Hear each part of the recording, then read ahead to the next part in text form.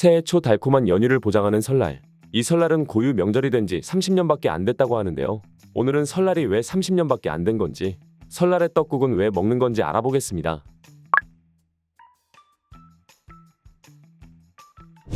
먼저 설날이 구정과 신정으로 구분되기 시작한 것은 1894년 갑오개혁 당시 개혁의 하나로 1896년부터 양력을 공식적으로 쓰기 시작하면서부터입니다.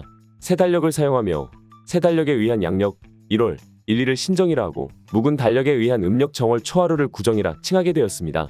이어 1896년 일본은 태양력을 실시했으며 이후 일제강점기 당시 민족성을 말살시켜 완전한 식민 통치를 하려는 민족문화 말살 정책의 일환으로 음력설보다 양력설인 신정을 강요했습니다. 이 양력설은 해방 후에도 이어졌는데 정부에서는 구정과 신정을 모두 세는 것은 나라 경제에 좋지 않다며 1980년대 중반까지 양력설만 사흘 동안 연휴로 지정했습니다.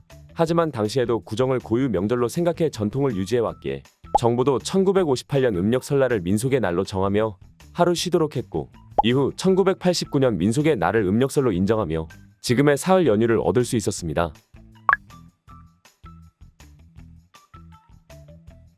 우리나라에서는 양력 1월 1일인 신정과 음력 1월 1일인 구정으로 나뉘는데, 먼저 양력은 지구가 태양의 둘레를 한 바퀴 도는데 걸리는 시간을 1년으로 삼아 만든 달력을 뜻하며, 음력은 달이 지구 둘레를 한 바퀴 도는데 걸리는 시간을 한 달로 삼아 만든 달력을 뜻합니다.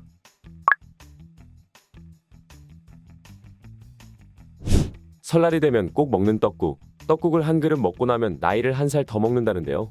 그 이유는 떡국은 한자로 첨새병이라 불리며 나이를 더해주는 음식이라는 뜻이 있고, 음력 1월 1일 모든 것이 새로 시작하는 날로 지난해 안 좋았던 일을 깨끗하게 잊고 새로운 시작과 함께 몸과 마음을 깨끗하게 하자는 의미에서 맑은 물에 흰색 떡을 넣어 끓인 떡국을 먹는 것이며, 떡국에 사용하는 재료에도 의미가 있는데 긴 가래떡처럼 오래오래 살라는 의미에서 가래떡을 재료로 삼으며 가래떡을 동그란 엽전처럼 썰어 넣는데 이는 먹는 사람의 재산이 불어나기를 바란다는 의미를 품고 있다고 합니다.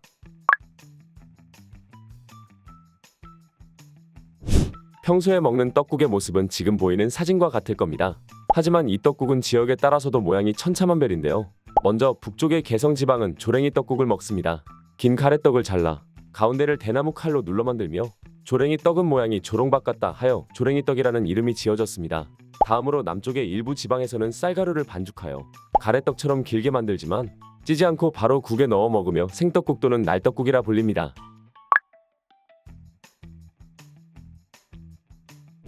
다들 꽁 대신 닭이라는 속담을 알고 계실 겁니다. 뜻은 적당한 것이 없을 때 그와 비슷한 것으로 대신한다는 말인데요. 사실 이 꽁 대신 닭은 떡국 때문에 탄생했습니다. 옛날에는 떡국을 만들 때 소고기가 아닌 꽁고기를 사용했는데요. 그 이유는 꽁이 좋은 기운을 가져다주는 새로 여겨졌기 때문입니다. 하지만 꽁고기는 워낙 구하기 어려워 꽁 대신 닭을 사용하여 떡국을 끓이기도 했습니다. 여기서 유래된 말이 꽁 대신 닭이라는 속담입니다.